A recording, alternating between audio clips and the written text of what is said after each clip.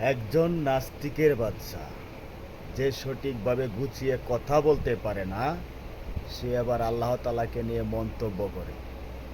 মুসলমান মসজিদের মাইকে আজান দিবে এবং 5 ওয়াক্ত নামাজ মসজিদে গিয়ে পড়বে ইনশাআল্লাহ।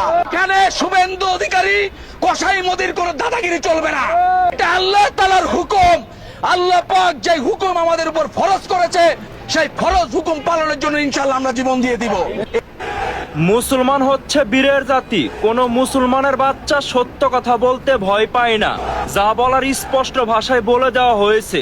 প্রত্যেকটা মসজিদের মধ্যে আজান দেওয়া চলবে। আর এই আজানকে যারা বন্ধ করতে আসবে তাদের দেহ থাকবে, কিন্তু তাদের দেহর মধ্যে কল্লা থাকবে না। মনে হচ্ছে তোমাদের আপনাদের তোমাদের তো মানে তোদেরকে সম্মান দেওয়া যায় না, আপনাদের মানে ভালো করে সম্মান দিতে হয়। আপনাদের মনে হয় আল্লাহ বলে গেছে যে মাইকে অ্যানাউন্স করে সবাইকে শোনাইতে হবে আজানটা, মানে এটা কি বলে গেছে? এটা আগে কমেন্ট করেন তো, এটা কি বলে গেছে? নিশ্চয়ই বলেনি। না আপনারা তো কেন চিল্লাচ্ছেন?